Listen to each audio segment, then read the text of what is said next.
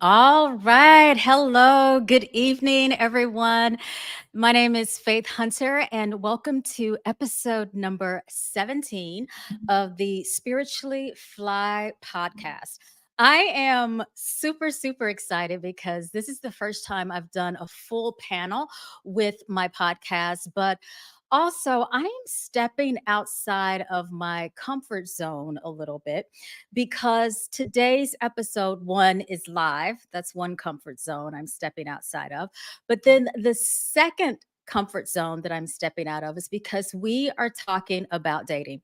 Many of you may or may not know I'm single. I've been single for almost a year. And when we get on, when one of my guests gets on, I'm in New Orleans like her. We should have just done this in my house together. That would have been fun. That would have been fun. But yeah, I am single and I have been doing some dating out here in this world over the past, I would say 10 to 11 months. And what I found is that I don't know if it's New Orleans or what it is, but these young dudes just like roll up and they're like, "Hey, boo, what's up, ma? How you doing, Slim?" And I'm like, "Why are you 5 years old and trying to talk to me? Go on with yourself." So today we are going to dive into discussing the age gap on many different angles and ways, but we are specifically going to discuss social perspectives as well as reactions. And I have a couple of questions that I'm going to ask my guests, but I'm going to start popping these amazing, divine women on. And I see there is a dude joining us tonight, too. So, yeah, I'm going to start letting them get on. And then as I pop you on, I'll get Lorraine. Lorraine, go on and introduce yourself.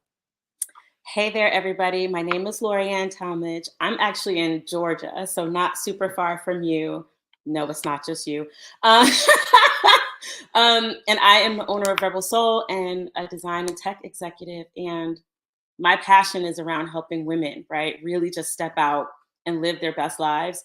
And that means dating whoever they want to date. I love it. I love it. All right. Yeah, I see some fingers popping in the box. All right. So, Kelly, go ahead, honey. You are live. I have to unmute myself. Hello, I'm Callie Bliss. I'm a voice actress, vocalist, occasional on-camera actress. That started a couple years ago. I also have a side hustle teaching yoga because all of it is just energy and presence. Mhm. So I live in Minneapolis, Minnesota. It's the opposite temperature that you guys are getting down there. We're already like into winter. I'm not excited about it. But yeah, I'm stoked to be here. I have been single most of my adult life, so I have lots of dating experiences. Yeah, I'll leave it at that. I'll I'm wait for just so Faith's excited. I'm so excited for this conversation. It's just, I just was like, this is just going to be filled with so many laughs. I just love it. All Yeah. right, Cassidy. Yes. Hey y'all, Cassidy Finley here. I am currently based in New Orleans. Originally from Virginia. I lived in New Orleans before Katrina. Recently moved back. Really happy to be back, but I've also lived in DC and New York.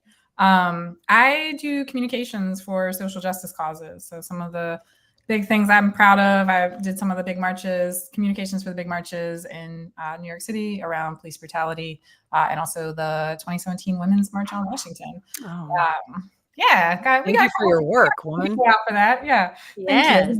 Thank you. I'm also a yogi. My mom practiced yoga, but Faith is actually the one who helped me kind of like see it as like a practice that could be for me, not just my mama's practice. And I don't usually do this kind of public speaking thing. Like I'm more of a behind the scenes person, but this felt really like vulnerable and like that good kind of like, yeah, I want to jump into this. This is an important conversation. So thank you for having me. Yeah, thank you. And then we have Carla and Spencer. Hey, what's up? Uh-oh, unmute yourselves. Hi, my name is Clara. I'm a spiritual coach and I'm a channeler. We have here Mount Shasta, Pleiadian Crystalline Resonance Chamber. And this is Spencer, and we decided to join together because I think our shared experience is super important for this topic. Yeah, my name is Spencer. I'm a metaphysicist, channeler, and Law of One initiate. I'm here to reflect the masculine energy in this very beautiful lobby of feminine. And this is going to be a very exciting talk. So thank you, Faith, for inviting us. This is going to be really cool. Absolutely, absolutely. So again, I want to just thank all of my guests, and I also want to thank everyone who's watching us live, but also who will definitely watch the live stream. I'm going to get right into this, and this is for my old ladies, the ones like me that are over the age of 40. How do you handle the name cougar when someone says that to you? Do you embrace that? Do you completely demystify it? You're like, no, I'm going to redefine it and make it my own. So whoever wants to jump in. I can kick it off. I don't mind. I mean, like, to an extent, there's something a little sense of power, right? When you're like, oh yeah, like I can do that still. Like, but I do have a problem with the word cougar because I think there's like a little bit of like it's like a predator prey kind of thing in that, and I think it's sort of problematic. It goes back to like we have this dynamic, and like if we're talking about gendered relationships, like masculine feminine relationships, right? And so the presumption is that the man is pursuing the woman, and so that somehow if the woman is older, it's like flipped. So I think that the cougar term sort of like it's too associated to that for me. Like I feel like it's a little focused on, like I said, like a predator prey relationship. It's like toxic no matter when it occurs. Exactly. For me, I take it almost similarly to like auntie. I'm like, I'll fight you. Don't do it. Not literally, because I'm not into violence, but it's just, I do think that it is wrapped around a double standard, like really steeped in that I don't ascribe to. I think that similarly to when I look at men who prefer to date younger women, there seems to be almost like a high five quality to it, right? And then flip it around on women, and it's like, there's a shame. And for me, the cougar thing attaches to almost like a shame. And I'm absolutely not here for that. Yeah. Yeah. So I got to say, I haven't had anyone call me a cougar. I'm sorry that I'm going to like go against what the other two ladies, and like the last couple of years, I'm like, I'm ready for my cougar moment. Let's do it. And it just hasn't happened yet for me. Like I think, partially the reason I'm okay with it is I had never thought about the fact that it's this predator prey thing. I'm a very visual kind of like, things give me a visual, and then that tends to be where my opinion sticks. I've always thought of like the pattern of a cougar, and I love that. I think it's beautiful. I think it's colorful and powerful, and that's what I've always associated it with. But I'm also a woman who has never been shy of her power, and to the exact opposite, I've had to learn how to embrace more of my feminine, gentler side so that I don't freak people out sometimes. So it's not a negative connotation for me, but I haven't had it ever used against me. So, my experience has been pretty neutral with it. Well, in my opinion, I just don't like the kind of names for a relationship between two humans, right? During a long time, we were used to seeing men dating younger women without putting any name to that relationship. And I think in recent years, women are more open to date somebody, despite the fact that other people are going to say about their relationship, right? So why do we have to accept a name or put a name on ourselves or think of ourselves as a predator? We are here dealing with humans, and the soul is ageless. And this is the time to speak about the truth, that the soul has no age, and we are not predators. We are here to love each other. And from the more honest and pure way. And that does not have an age. Love is ageless. The soul is ageless. That's my opinion. Absolutely. Well, I really appreciate all of you responding to that. And I just want to add a little bit to that. I kind of feel the same way, is that although I've stepped into my 50s over the past 2 or 3 years, and I'm just like, oh my gosh, I don't feel like I'm 50 most days. However, when I'm in this dating scene, or now that I'm in this dating scene and I am dating men that are younger, what I am finding that my attraction to them or our dynamics is all energy. And so I think of this moment that I'm in is like, yes, my chronological age is saying one thing, but it's like this breadth of experience that I am bringing to the relationship. And my connection to myself is much more vibrant and energetic. And so I'm finding that that's probably the thing that is attracting those men. So I want to lead in with this other question that's related to energy. When you're out and about, and you guys are feeling yourself. So maybe this is one of those questions for Clara and Spencer. When you're feeling yourselves and you're like really enjoying like a beautiful walk in the park, or on a hot date, and society is looking, have there been any shocking moments that you've experienced? And if so, how did you handle it? Oh boy, you ready for this one? Yeah. So Claire and I, Oh my God. we like interplay with our inner child. It ties into the conversation about the timeless soul. And when I see Clara, there's not a sense of aged or anything of the sort. It's just I'm looking into the purity of another. And we had this moment, and I think you remember this one. We were at Chuck E. Cheese, believe it or not. And Okay.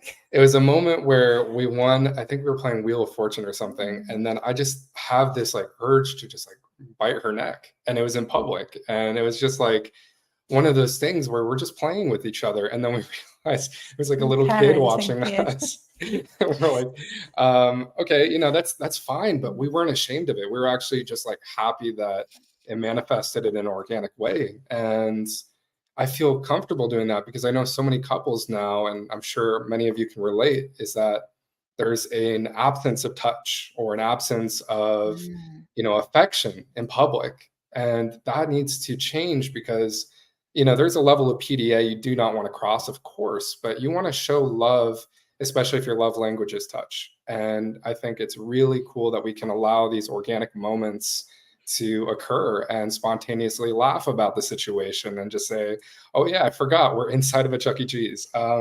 So that's just our fun little moment. We have many more, but And we also had, of course, the opposite side of the coin where we are together all the time. We are not paying attention about the age of one another. This is not a conversation for us. But one time he needed to go to the hospital for a couple of procedures. And the first one to judge and ask me very personal questions was the doctor, as a matter of fact.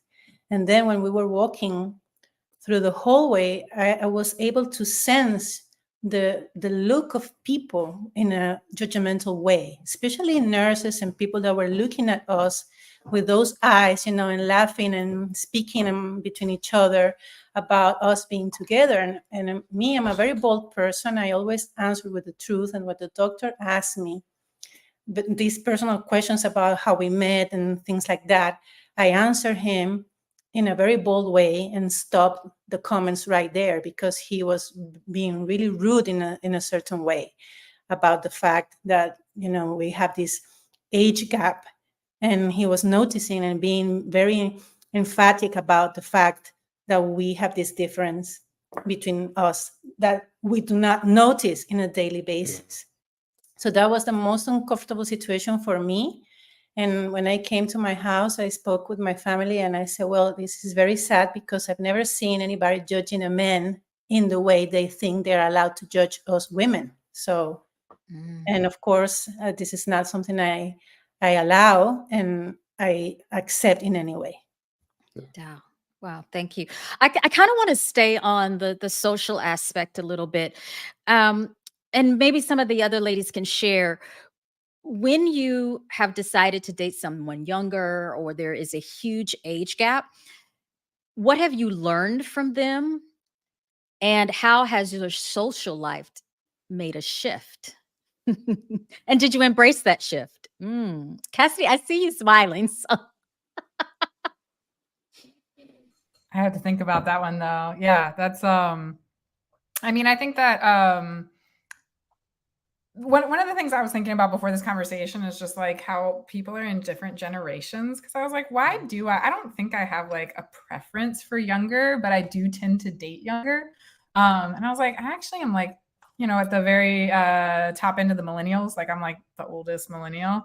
I was like, maybe it's that. Maybe it's just like people in like Gen X are like, oh, this millennial, like we just don't vibe in the same way that like I do with millennials. So maybe it's just a generational cultural thing. I can jump in on this one too, because I have historically dated younger. Once I got to about 30, I've always dated younger. So it's really more about the attraction of the soul for me. I have always considered myself to be a fairly limitless being. So even when it relates to me, sometimes I almost forget my age because it's a figment. You know what I mean? It's like it's another thing that's assigned to me that I didn't sign up for, right? Like who made that up anyway, right? And so for me, it becomes a more sort of like existential thing of how many limits am I willing to sign up for based on what other people think or whatever? Because then that means I also have to sign up for what you tell me about my body that happens after a certain age, et cetera, et cetera. And I also don't believe that, right? So it's like, you can't just sell me whatever when I know that, for example, the things that they try to tell us that, oh, that's just aging. No, it's really not. Sometimes it's actually just that you need to do certain things to help, sort of upkeep your body or whatever. And we're getting more information about those things now. But for me, this is all on the same topic. So if I ascribe to the age thing, then of course I can say, oh, well, I shouldn't date this age, or I should only date that age. But the reality is that I date who my soul attracts. And to that point, I always attract younger men, I think, because my energy is so light and it's so vibrant and all of those things. And like, I'm still like a kid most of the time, right? And for a lot of men who are older than me, I actually get like a lot of flack for that. So they can kick rocks. I'm not going to sign up for that situation either, where somebody's like, oh, well, you should be ready to retire. Like, who said? I tell my friends, I'm like, I'm not worried. I'm still popping. Like, and I'm single. And so I haven't dated, for a while, but yeah, I think it's whatever we say it is. It's whatever we believe. And it's more than just who we date. Right? Yes. Yeah. Let's talk a little bit about the media and just kind of how the media plays a major role in putting constraints and these really harsh labels on women as we age, and how that has impacted your ability to feel more comfortable in dating someone that's younger or older. Yeah. Anyone who wants to jump in. I will go ahead and just say most of my dating experience has been dating older men. Anywhere from 6 years to 15 years older. And I feel like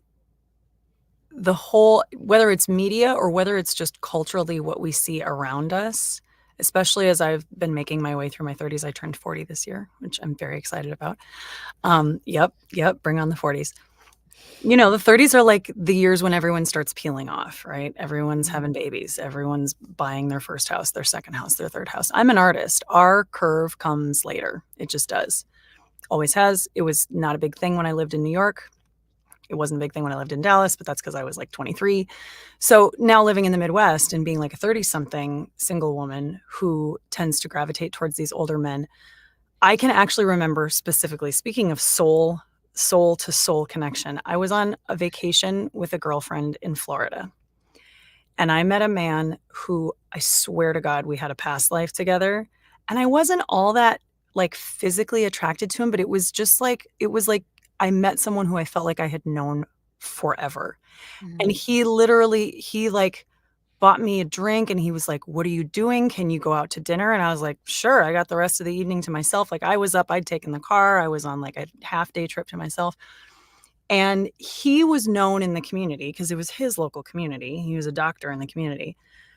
And we got to this bar and I'm thinking, I'm on vacation and I'm also just like, sure, I'll get to know another human. This is great. And the number of dirty looks that I got from everyone who knew him. And granted, I don't know his personal situation. Like this, to me, this was just like two humans getting to know each other. Isn't that what you do in public establishments like a bar? Like, pardon me. And it was so uncomfortable. And rarely do I do this. Usually it's like, people give you dirty looks and you're kind of like, all right, whatever. But I literally told him after about a half hour, I was like, we had an appetizer and I was like, I'm not going to stay for dinner.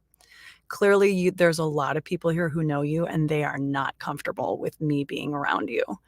And I just was like, that it's unfortunate, but I feel like the shame factor of even the traditional, like older man, younger woman, like, oh, she Mhm. must be cradle robbing. I mean, she must be grave digging and he must be cradle robbing. That was the strongest instance that I've seen it in. In personal relationships, I feel like it's been more accepted, but that, I don't know, I guess again, when you're going around with friends that and you have a chance to introduce somebody, I think it always makes a little bit of a difference. But it's in those instances where you're really the fish out of water that you're like, wow, I can really see on everybody's face exactly what they're thinking because Mhm. it's all they can do is judge. Thank you so much for sharing that. And it's interesting because someone put in the comments, sugar daddy. Like, I think that's Yeah, I'm sure that's what they thought. And I'm the person who's like, by all means, Mr. Moneybags, buy me dinner. Like, I don't have any shame around that. Jeez. I mean, the number of things that men have to their advantage in this world. Number one, the medical research that has not been performed on women's bodies and the ways that we are underserved physically on a day-to-day basis. Mm, Buy me dinner every day of the week. I have no shame. neither do I. Well, I want to get into some juiciness right now. I want to get into the intimacy part. And yeah, this is grown folks stuff right now. So, hmm, if you've dated or you've been with, because I've been married, if you've someone your age or older, and you've also dated someone or been with someone long term that is younger, who was better sexually intimate wise? And then I'm going to go to the mental intimacy, but let's just get to the juicy stuff first. So, yeah, younger, oh, Younger. Younger. Mhm. young, younger. Anyone else? Or they're like any? I've only dated one younger and it was awful. Awful. Well, I mean, there's such a thing as too young, and baby, you ain't got no Yes. experience yet. Right. I was gonna say you can't go too young. No, I mean, I don't want to like smear this poor man's name. It was a situation of like clearly way too up in his head. Just like Mm. couldn't let go at all to the point where he like had Oh, no sex drive, which took oh, me a while. Like, and it was so baffling because he was so attractive. It was like, what? This oh, is girl, like that a happens. cruel trick of the Oh, gods. Yeah. yeah. He was Yeah. probably too up in his head about what he was going to look like or something like Yep. that. Exactly. And that can happen at any At any age, age, yeah. unfortunately. At any age. So Absolutely. Yeah. So yeah, Yeah, so I do think yeah, I go want to ahead. add something there because I do think that intimacy is very much related about the energy between the two people. Right? Mm. How deep is that connection, soul to soul, right? Because we can enjoy and be at the surface level of the skin, or we can decide to have a real energy exchange with that person that is in front of you. And that is completely different because when you have a connection soul to soul with someone, everything is about that conversation between two partners, Mm. and how deep is that connection that can go beyond the skin. That's what I think intimacy is all about. Absolutely. And it's really interesting because as I was going to ask that question, I was like, intimacy comes in so many different forms and at so many different levels. But what I find is that for myself, and I know for other women, regardless of who their partner is in terms of like gender identity or whatnot, it's like there needs to be some type of energetic, and for me, it's the mental heart energetic. And then the other thing, part of that mental heart energetic is that I have to feel safe with you. So when I feel safe with you, then, it's waterworks, baby. I mean, it's overflowing. It's so juicy. But then if I'm thinking, okay, who is this person again? Okay, I don't, yeah, all these doubts are like popping around in my head, then we're not going to go intimate. We're not going to go deep in the level of intimacy in any shape or form. So, just wondering, has anyone had that experience where they thought that they were feeling this level of intimacy and then they started to move into that? So, they had that mental intimacy or that heart connection intimacy, and then they started to move into physical intimacy and something just shifted. Anyone else? Yeah, so I wanted to share. Because I think I was like jumping in to be like younger, yes, because like listen, I like somebody who got a little bit of energy. I'm just saying. But also, I don't want to shade. I mean, like I know that for especially if we are talking about like male female relationships, like I know as men get older, things are just different for them too. And so I dated somebody for a while who was closer to my age. He was only a few years younger than me. I'm 42. Or about to turn 42. I'm like, I already jumped ahead. Like my birthday's in a couple months. But I, there was definitely times when like I felt like we had a really intense, a really good connection. Like it went very deep, and we developed a lot of intimacy. But then I felt like sometimes like I didn't want to push it sexually because I felt like I didn't want to like give him like performance anxiety, if that makes sense. So I felt like I needed to sort of just like let him have feelings and just like kind of be. And he usually let me take the lead on initiating too. So then I was like in a space of like, should I just like, assume that I'm like letting him have some space now? Oh, Cassidy, I'm so glad you talked about the initiating because that was actually one of my questions is like when you are in relationship with someone that may be younger, are you the one that leads more? Are you initiating dinners? Are you initiating date night? Are you the one picking everything? Are you the alpha type in the relationship just because of your age? I haven't been. No. Again, it's sort of interesting, right? Because actually, when I think about it, and we reflect sort of on this concept of soul to soul and intimacy and all of those things, I think I'm a sapiosexual, right? So everything for me happens here first. Once we understand each other, the age thing again doesn't matter. You understand what my needs are. You understand what makes me feel safe. You understand what like really like turns me on, turns me out, right? So the age thing again is not a factor. It's really whether that person has the emotional maturity to be able to step up and say, that's important to me. Like what you want and what makes you happy is important to me. So I'm going to do, these things in service of you and vice versa. So I haven't found that completely to be true. No. Yeah, Clara and Spencer, what about in your relationship? Who's leading? Mm. Mutual balance, actually. It's Okay. it's a sacred dance that we like to, see each other. And this is a beautiful imagery I wanted to paint for everyone listening is if you're familiar with the Avatar series, the first Avatar, that steamy scene at the Tree of Souls, Neytiri and Jake, that was the most profound revelation that I had of what energy exchange truly is. It's not this thing where there's a fueling of egos and there's conquering and all of this. It's a subtle serenading of each other's energy. And often when I see Clara, it's more so I'm looking into her eyes at like a black mirror almost, and I'm seeing myself. And it's really interesting to this case because when we try to take our masculine and feminine energies, it's not that I'm being overly masculine or she's being overly feminine. It's realizing that there's a balance. It's almost like a 70-30 balance. You uphold your main archetype, but at the same time, you feel that empathy, that compassion. And that's something that I learned. And when I started to interchange with Clara, she taught me the meaning of unconditional love, which is full release of any societal expectations of what I'm meant to dive into or to chase that external validation. I just wanted to be seen at the end of the day. And I think that's what everybody wants. It's this subtle feeling of release, but also acceptance. And so to answer your question gently, it's that we balance both energies within ourselves, but we uphold our strong suits. So we go like the yin and yang.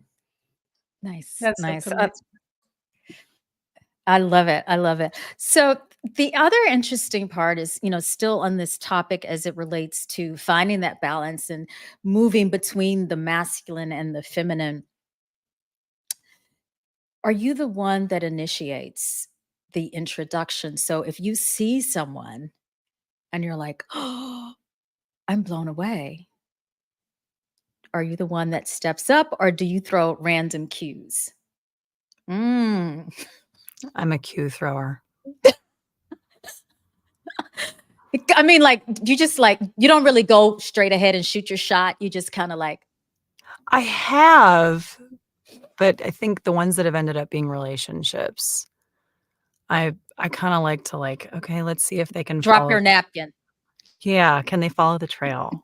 Because I'm already, like I said, and I love what you said, Spencer, about like holding your archetype and then letting the other 30% kind of waver, because I do tend to carry more masculine energy. And so I think it's always been really important for me in the beginning of relationships where I'm like, okay, I need to know that you have enough initiation to like keep up and be strong in who you are. That's important to me. Yeah. I think I send cues. Like I'm a drink sender, right? Like I'm that girl that can see you and like send you the drink from across the room, order whatever you want, like Oh. that kind of thing. That's my version of shooting my shot. And then it's up to you after that. Because I'm not gonna come over there with it. I might have to steal that, Lauren. Me too. Me too. Yeah. It's a good one. It's a good one. And then what he does after that is completely, on him. But I think that is that it gives that room for balance. So I've let you know that I'm interested. I've left the way open now for you to take it from there. I've never sent a drink to somebody. That's a pro move. I kind of like that. I mean, Please Lorraine, do do you have any other tips? My goodness, I feel like you're dropping some gems right now. Like everybody's stealing that. Oh, please do. I think the other thing, and again, because I fully believe that my purpose on this life is about in this life is about women. I think we have to stop thinking so much. We are sacral heart creatures too, and I feel like we've lost some of that. I'm not someone who's like all about living the soft life, all the time. But some of that softness has to settle in so that we can find some of that balance. So it's okay to make like eye contact. It's okay to make physical contact. I'm even down for like touching you and looking in your eyes and, having a conversation, all of those things, because you don't know what people have been through. And, for some men, it's difficult. They find us a little bit hard to read as well. So accepting our role in it, I think, is also important. I've talked to a lot of women who still feel like, well, I want to be chased, or I'm not really into that. I think, again, it's more of that balance. I'm happy to let you know how I feel. I'm happy to make like that physical contact with you. So even the person that I bought the drink for, when he came over, I don't think he was necessarily going to make physical contact with me, but I made it with him. And then, right. So because I wanted to make my intention very clear. I'm not about like mixed signals or, playing like faint of heart or whatever. Nope. I go after what I want. Now, you may not want me, and that's okay. But I get to walk away from the situation knowing that I did my part and I created the atmosphere. Wow, thank you. So I just want to pause for a quick second and just let anyone that is watching or listening to this episode right now feel free to share any questions or ask any questions in the chat box. I will definitely make sure that I bring them up. And I want to just share a little bit around just my dating thing. Lorraine, when you talked about the touch, I think that is like my way of breaking down a wall for men. Because I do find that when men do come up to me, they're like, "Oh my God, you had a mean girl look on your." I'm like, I don't have the resting bitch face. I really don't. Maybe when I'm walking my dog, I'm focused. But one of the things that I do, I mean, I'm a very feminine woman, and so what I make a point to do is always touch a shoulder. I'm notorious for touching a knee, and I'm like, if I really like this person, I'm going to lean in. And so what I find are that those aspects of physical touch, and like you said, the gaze starts to soften that block that they may have, or those walls that they've already built up, because it can be scary being the more masculine energy per se, right? I put quotes around that is actually doing the pursuing in our culture, because they have a tendency to go, well, I don't want to get let down again. Exactly. It's the rejection, right? And if they have gone through that, and if they're generally more of a sensitive nature, which a lot of men are, even though they maybe wouldn't admit that, because that's also another label tied to shame, right, etc. Mhm. I think we have to do them a little bit of a solid sometimes and kind of be more open and let them know, like, I'm opening this, like Bruno Mars, like, I'm opening this door, right? Door is open. You just need to like walk through it. Yeah. Yeah. And I think it's super important also to realize that we live in an age of honesty, right? I'm listening to this right now. We live in an age of honesty that we have to be our true self. We have to live on the side, the labels, the programming, the ways everybody else is expecting you to behave, and be honest. If you want to speak to somebody, just go and say that. Why do we have to wait for somebody else to approach if you in your heart feel that person is important for you in that moment? So I encourage anybody listening to this talk to not waste the opportunity to get in a real soul-to-soul contact by expecting somebody else to come to you. Just take that first step and say, I'm interested in meeting you. I want to know you better. Can we talk? Just do it. That's like- powerful. Ooh, Yeah. that like hit me. That hit me. I know. I feel like Absolutely. maybe back to what you guys were saying, Clara and Spencer, about it's about the dance. I think for me, that's part of why I say I like them to initiate, because once it's on, like, I'm like, cool, I'm here. Let's do it. Let's dance.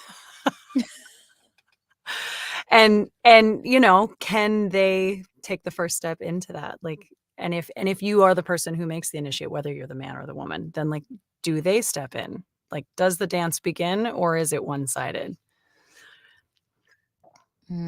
I Wow. think it depends on how deep that connection is, because we have to understand that Yeah, it's true. nobody is walking in the same timeline we are. Yeah. Some people are just for the game. They are very rooted in the illusion. Some are not. Which of them are you choosing to share your life with? Mhm. Because if somebody else is standing in your same timeline, looking for deep connections, looking for honesty, for truth, you are going to approach that soul. And believe me, that soul is going to respond the same way, because you are aligning the same energy length. with that person. If not, you will feel the person saying no, the person walking away, but feeling bad, feeling rejected is a choice. Sure. Absolutely. So here's the interesting thing. I am all about doing my personal inner work as an individual period, but very specifically around relationships, because I have this crazy shadow that I'm always trying to shed, where it goes, oh my God, I can never have a successful relationship. Like, what is this about? So what I have been doing over this past year that I've been single is working on shedding any of my childhood programming, any of my negative thoughts, and all of those little demons that are sitting on my shoulder that have told me that this is how a relationship should look, this is how it should be shaped, and how this is how I need to move forward as a woman in order to have a successful relationship, right? And I realized that there were so many stories that had been told. Most of those stories or things that people have said to me, the other ones I've seen in media. And then, of course, there were stories I was telling myself that weren't even true. Have any of you had to do any work in order to shed some of those layers, move past your demons and your shadows in order to step into your fullness? Because I do feel like this panel is very, very strong and powerful and really comfortable within themselves. So whoever wants to jump in. Yeah, 1000%. I think if the shadow work is really the name of the game, right? And whether you're talking about doing it on a personal level or talking about doing it in the context of relationships, I mean, I think we can run from things and they just get scarier and worse, or we can turn around and face it and realize like there's just this part of you that's a little unloved, and that's about it. But I know for myself, where I've been over this past year, realizing that like, so I had some like traumatic relationships in my past, and then I just sort of shut down, and I was like, well, I'm just going to have friends that I have sex with, and that's it. Like, I don't really need it. Who needs a relationship? I have a whole community. I have so much love in my life, right? Like, I was like, I figured out the secret to life. I don't need anything else. But recently I've been trying to like, open back up and realize that there are reasons that people choose relationships, and there's a lot of beauty that can come, and also a lot of ways that you can grow that you can't grow by yourself. Like, you need another person to be sort of like, in that relationship with you. And so for me, I think it was about realizing, very similar to what you said, Faith, that like when I looked at it, there was actually like this little girl who just had all these stories about like she believed what people had told her about like, being swept off her feet and like all this stuff that I just sort of like plastered over, and then just going back through and sort of going through each little story and each little piece and being like, is this true for who I am today as like a 41-year-old woman? Yeah. I think for me with the shadow, I just wanted to interject this because I think I have a slightly different view of shadow work. And it is, I embrace my shadow. That's been the work for me, because for me, I think I spent a good chunk of the first part sort of like trying to, I don't know, like get rid of it, right? And it's like, go somewhere, right? And then when I realized that oftentimes I can learn a lot from my shadow, and there are components of my shadow that are there to protect me. And so it's more so about understanding when something pops up, and please nobody think I'm crazy. I'm literally like, okay, I see that you're present, feeling. What is it that you're trying to tell me? Yeah. What is it that I need to learn in this moment? What are you trying to protect me from? How do I grow from this? And so that's been sort of more my path. And it's so I have almost like just that duality and that level of awareness where I'm like, I see you coming. Don't try it.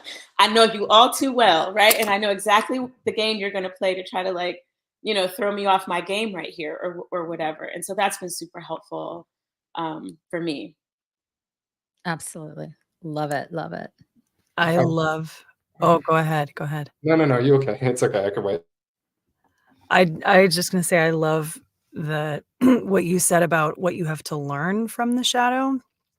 I am still working on embracing that process because I feel like I ping pong between that opinion. Is it Lorian? Am I saying it right?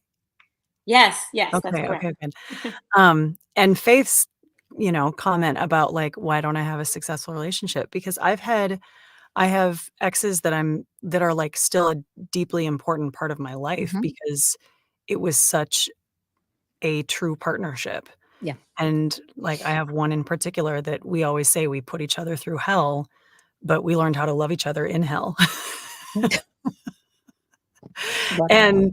And it was true, but it was also like such a good lesson in, okay, there's the depth of the shadow. Like, I feel like, can we let the shadow sit next to us and not let it swallow us? Mm. Because my pattern was to like want to just get swallowed by the shadow because it was comfortable and it was like what I knew, and there was some drama and I loved the drama. And I had to learn to be like, okay, it's a part of who I am, and it's a part of what I will always bring to every relationship. Because then, I'd ping pong to the other end of the spectrum, and maybe we'll get to that relationship. But there was what I'm at now is recognizing, like, how do I be in a relationship where I bring the shadow and let them sit next to me? And I feel like I still haven't mastered that, but that's what I'm working on. So I love Yeah. that idea of like that it continues to teach you. Absolutely, absolutely. And it's interesting because as I'm doing some of this work, I'm constantly thinking about dancing. So I guess this dance thing is like a thing tonight, but I'm constantly thinking of like, I am dancing with my demons. I'm dancing with the shadow aspects. And it's okay. Like you said, they are there sometimes to protect us. And I find that, Cassidy, kind of like you said, when I'm in relationship, there comes some more. Right? There's some more of those demons, some more shadows. And I'm like, oh my gosh, thank you for this. And that's what I've had to tell myself.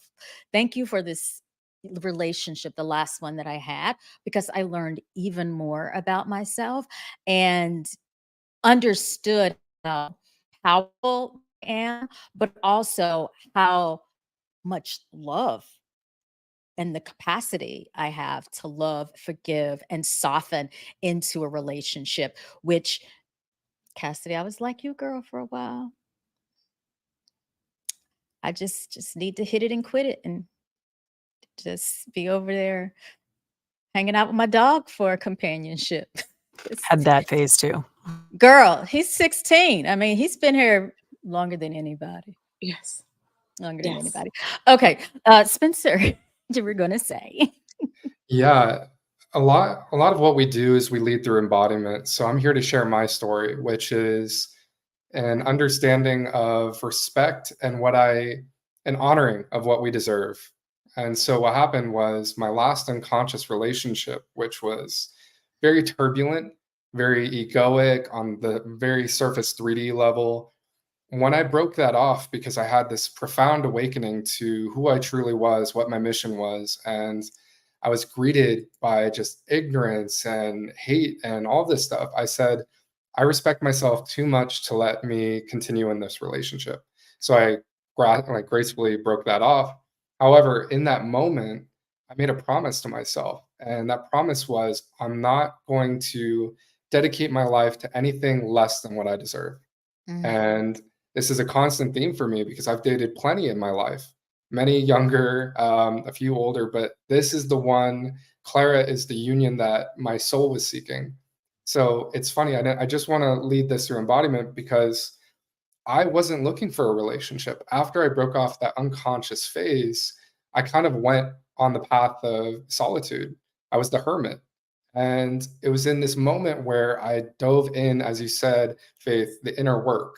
I started recognizing my flaws, the cracks in my walls, and I started to repair and understand more about who I was and how to love and what the trauma actually taught me. And it was in that moment where, completely unfazed by wanting to be in a relationship, kind of so consolidated into myself that I was whole as I was, Clara manifested into my life. And it's in these unlikely moments that the universe synchronizes divinely timed moments of convergence where we can come together and see each other And I believe if you've ever heard of the concept of soulmates or twin flames, this kind of falls in that same bracket in understanding that you have a mate, you have someone that is destined to cross your path, destined to synchronize with your timeline. And if you release the resistance of not knowing or shuffling your cards or rolling the dice, then what you're going to end up with more often than not is a karmic relationship. And that in itself is soul growth, because you're being reflected the distorted parts of your persona back onto you to accept and realize that you're meant for such a greater partnership. And when you give in to that understanding that everything comes to you and nothing will miss you, despite the duration and time lapse, there will come a moment where your soul is bonded with another of like resonance. And I would like to add something to that. It's about the shadows and the dark aspects, because we come to this realm to experience that duality, right? This is all about being in that dance. But as you move forward in life, as you evolve in a spiritual way, you understand that there is no darkness, because you are a light being. You come from the light. So this is all about remembering who you are and bringing that light to your dark spaces. And as you do so, your relationships will shift and evolve with you. And every person that comes to your life will bring more and more light to you. You have to let go the need of control, the need of expectations, of trying to have control of the people that approach you, and let the universe surprise you. But you have to prepare your own vessel, bringing life, bringing understanding, but most of all, self-love. That's the key for evolution. Yeah, the serenity of surrender. That's the main one you're looking for. Well, it's so interesting, Clara. I think you must have been reading me, because that was actually going to be my next question, because I feel like having the two of you on the panel today provides this really beautiful balance and dynamic between the masculine and feminine energy, and like really spinning that around. But one more thing that I do want to ask the two of you. What are three, and you may have already named them because you just said the surrendering. What are your top three tips that you would provide people as it relates to being in a relationship that has an age gap?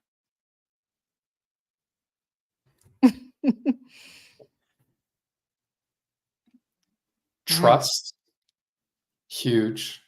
I trust like a trust fall. I surrender to Clara, as you said, but in the sense that I know she's not a partner that's going to leave me the night after, or not answer my call, or not be there. It's that grounded foundation that if you instill trust into, it only gets stronger. Mm.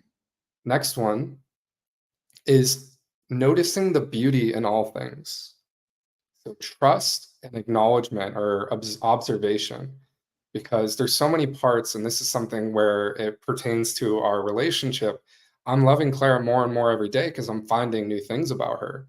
Like, we'll be in the shower and all of a sudden I'll see an extra freckle I haven't noticed in a while, and I'll be like, oh, that's beautiful. You were painted in this way. And different things like the way she sleeps or the things she does subtly. And I think the more you're aware of these happenings, the more you start to appreciate what you have. There's not a fixation on something else or someone else, because that's something that really drives between a union, is trying to figure out, what does my partner lack? What am I looking to satisfy? And is it really something that you want satisfied, or is it something that society baked into you? Oof. And then third, I would say, you want to answer the third one? Because I feel like it's on your heart. Just see. To see each other. Just see each other. Yeah. But in order to see each other, you just have to look at the other person in the eye and see that soul there, that spark of light there. And the rest is like this light is so powerful when you let that light see you back, that there's nothing on that person that you are not going to fall in love with. Yeah. Nothing. Physically, mentally, energetically, spiritually. Because it's just the light that is radiating from those eyes that is beautiful. And it's just love it's in itself. And you can see yourself in those eyes. You can see God in those eyes. You can see everything. So just let it happen and stop looking for like the illusion and look for something deeper. If you call that to yourself, if you give yourself permission to discover the truth, it will come to you. Absolutely. Wow. Oh my gosh. That was that was amazing and beautiful and so heartfelt. And I think it's you guys give us hope. Can I say something? You Yes. will find that love that reciprocates the love you put out. Always. Absolutely. I do believe that. I absolutely believe that. Yeah. And it's interesting as you guys were both talking and sharing, I'm looking at our other panelists and their connection to what you had to say. And so I know for a fact that it resonated with them. And I'm quite sure what you shared resonated with so many people, and anyone that's going to listen to this after the live will find value in those words. So it's that trust, surrendering, and seeing. I think those are the things that we have to kind of lead with, and not just in intimate relationships, in any kind of relationship. I mean, this applies across the board. So I just want to wrap up.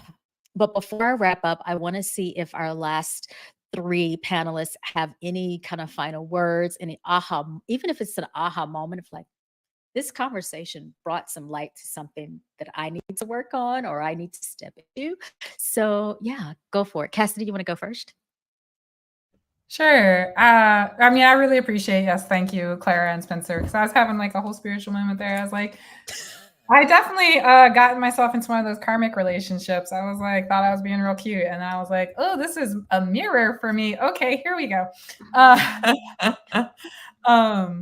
Yeah. So, I mean, I guess I just like my closing thoughts are just about how I think when we're talking about dating younger or just the subject of like women dating as we age at all, like just like our self-love is so important because there's so much in our society that is saying like we get like less valuable or we are less attractive, like all this stuff that's just trash. It's basura, and we need to just love ourselves because confidence is sexy. That's the hobby.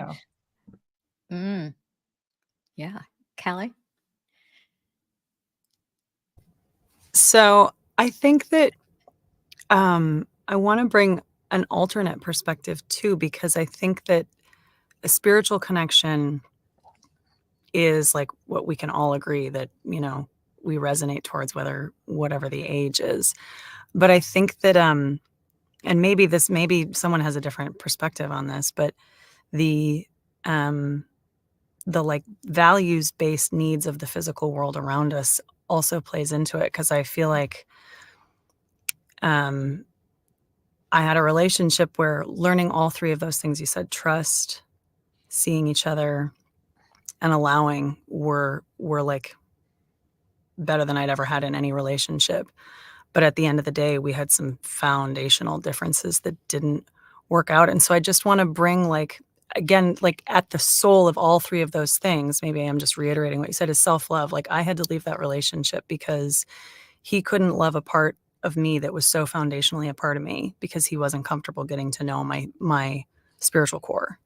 And so I had to like leave the three things we had that made this relationship the best one I'd been in terms of respect and day to day, the dance. We did the dance so well, but so I think that's kind of my takeaway from this is like remembering that at the end of the day, we have ourselves. And like you said, Cassidy, you know, to keep loving yourself so that you can keep loving the people around you, whoever it is that shows up, whatever that timeline looks like. Awesome. So thank you for that. And Lorraine. Ooh, that's tough to go last, but to double click into the self-love. I think the other piece of that, and Clara, you've been sort of drilling this the entire time too, is authenticity, truth, honesty, integration. This is a time of integration as well, which is the relationship of my shadow, et cetera. That's sort of where that came from.